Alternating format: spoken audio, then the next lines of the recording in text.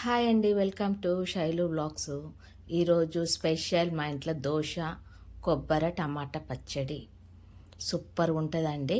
టమాటా కొబ్బరి పచ్చడి, పచ్చిమిర్చి వేసి చాలా బాగుంటుంది. ఇక ఆయిల్ పోసుకోవాలండి కడాయిలో. గుప్పడి పచ్చిమిర్చి మనకు సరిపడి పచ్చిమిర్చి వేసుకోవాలి, దూర వేసుకోవాలి. దాంట్లోనే పచ్చి కొబ్బరి అండి, కొబ్బరి వేసానండి 2 చిప్పలు సన్నగా పోసుకొని కొబ్బరి పచ్చడి కూడా అందులో వేసుకొని వేయించుకోవాలి. దూరగా వేయించుకోవాలి. వేగిన తర్వాత మిక్సీ గిన్నెలు వేసేసుకోవాలి.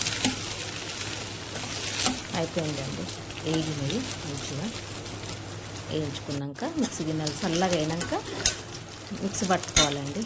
వేడిగా పట్టొద్దు. ఇక అందులోనే కొత్తిమీర వేసుకోవాలి, కొద్దిగా అది కూడా వేసుకోవాలి. ఇప్పుడు మిక్సీ గిన్నెలు వేసుకున్నాం కదండి, చల్లగా అయిపోయినది పచ్చిమిర్చి కొబ్బరి చల్లగా అయిపోయినది. చల్లగా అయిపోయినాక దాంట్లో ఇంత జీలకర్ర, కొద్ది జీలకర్ర, ఎల్లిపాయలండి, ఎల్లిపాయలు, కొద్ది ఉప్పు, సరిపడి ఉప్పు, కొద్ది పసుపు అండి. మిక్స్ పట్టేసుకోవాలి. పసుపు వేసుకొని మిక్స్ పట్టేసుకొని పక్కకు పెట్టేసుకోవాలి. మనకు సరిపడి ఉప్పు, సరిపడి పసుపు వేసుకోవాలి.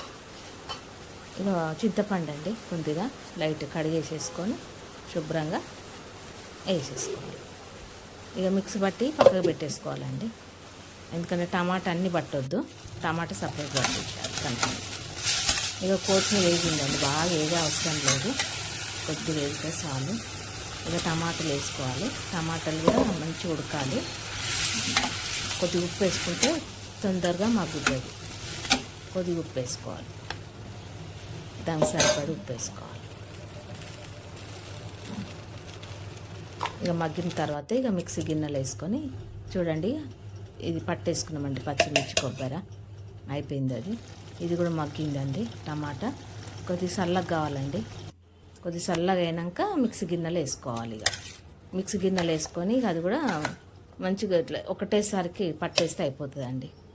ఎందుకంటే కొబ్బరి పట్టేసినాం కదా, మంచిగా ఉంటుందండి తొక్కు. చాలా బాగుంటుంది.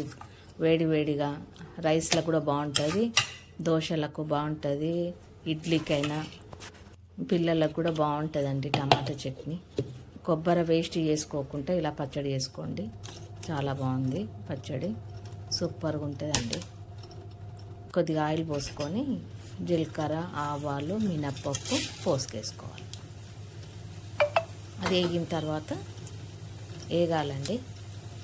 వేగిన తర్వాత ఎండుమిర్చి వేసుకోవాలి. చూడండి వేగింది, ఎండుమిర్చి వేసుకోవాలి. ఎండుమిర్చి కూడా కొద్దిగా వేగినాక మనం ఇంగువ పొడి వేసుకోవాలండి. కొద్దిగా కరివేపాకు లేదండి, ఇక కరివేపాకు ఉంటే బాగుంటుంది కానీ టైంకి కరివేపాకు లేదు. ఇక స్లిప్ చేసేసాను. మీరు ఉంటే వేసుకోండి కరివేపాకు. ఇక కొద్దిగా ఇంగువ పొడి వేసుకోవాలి. ఇంగువ పొడి వేసుకున్నాక మనము మిక్సీ పట్టేసుకున్నాం కదండి టమాటా గిట్లా పచ్చిమిర్చి కొబ్బరి మిక్సీ పట్టేసుకుంది. ఇక ఇందులో వేసేసుకోవాలండి. అయిపోయింది పచ్చడి. ఒక 5 minutes మంచి నూనెలనే ఉడికించేసాను. వెంబటే తీసేయద్దండి, నూనెలు ఉడికిస్తే కొద్దిగా టేస్ట్ ఉంటుంది, బాగుంటుంది. కొంతసేపు 5 minutes పెట్టేసేయాలండి. మంట స్లిమ్గా పెట్టేసి మంచిగా అందులో వేడిగా చేసేసేయాలి. పచ్చడి చాలా బాగుంటుందండి. టమాటా కొబ్బరి పచ్చడి టేస్ట్ కూడా బాగుంటుంది. పిల్లలు కూడా మంచిగా ఉంటుంది, నెయ్యి వేసి తినబెడితే చాలా బాగుంటుంది. ఇక దోశలకైతే ఇదే సూపర్ ఉంటుందండి. చట్నీ ఎలా ఉందిరా? బాగుందమ్మా.